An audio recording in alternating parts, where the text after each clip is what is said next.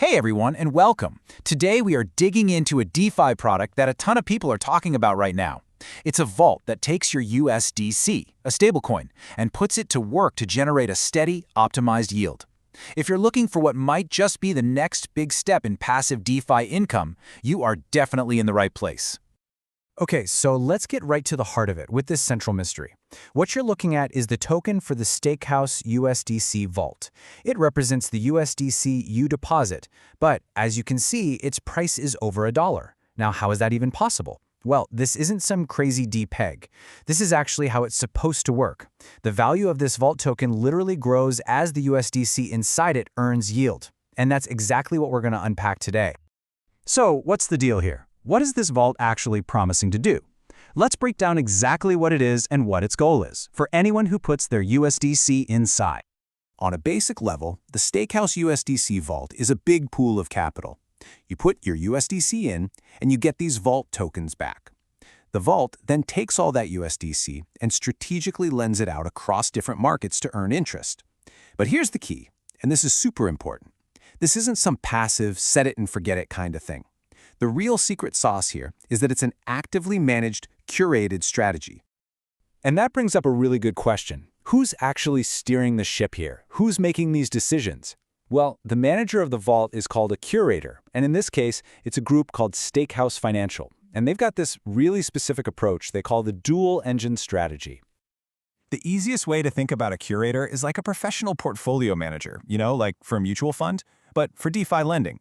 They're not just picking where to land, they're defining the entire investment thesis. They decide which markets to get into, how much risk is acceptable, and they set all the rules to protect the capital of everyone who's deposited.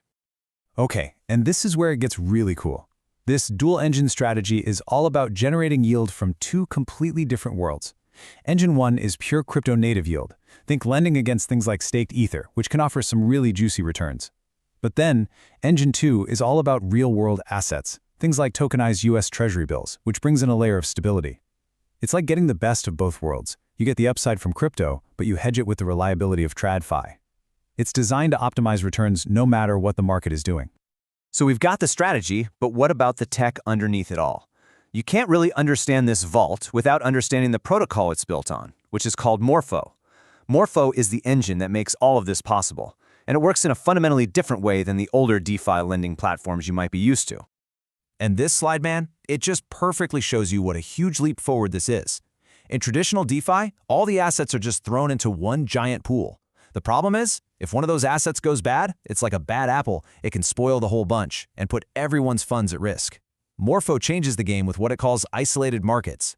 The risk from lending against staked ETH is in its own separate box, completely walled off from the risk of lending against tokenized T-bills. This means a crisis in one market can't spill over and take down the whole system. For risk management, this is a huge, huge step up. Okay, this all sounds amazing, but you know the deal. It's DeFi. We have to talk about the risks.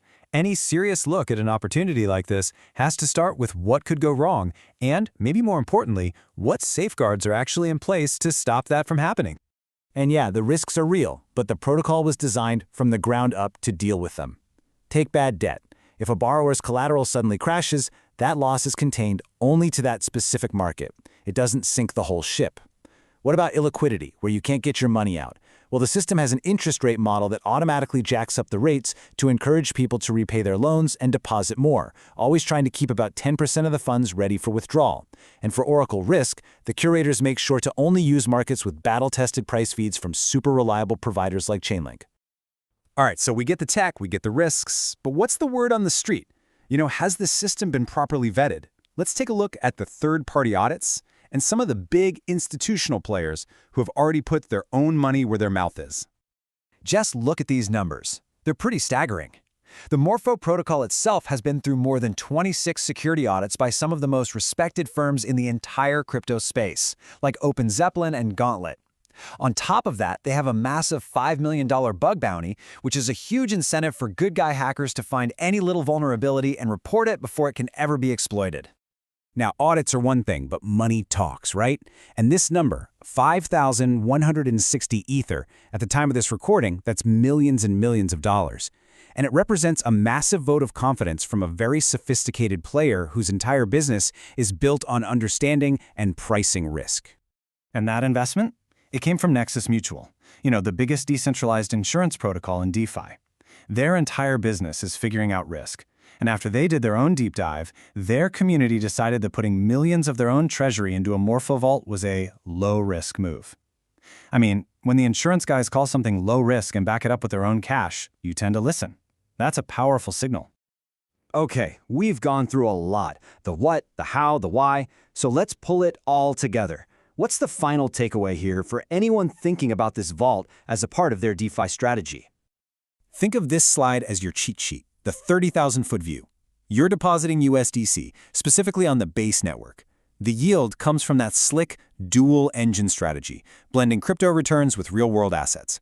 The main risks? They're the usual suspects in DeFi. Smart contract bugs, collateral problems, liquidity crunches. But, and this is the big but, they are actively managed through some serious mitigations, including all those audits, Morpho's brilliant isolated risk design, and of course, active management by the curator.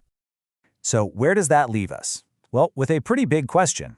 This model we've just looked at, this combination of professional, active management with a protocol that's built for resilience, it really does feel like a major evolution from those old one-size-fits-all pools. So is this curated, risk-isolated approach the start of a more mature, more stable, and more sustainable way to earn passive yield in DeFi? That's the thought I'll leave you with. Thanks so much for tuning in.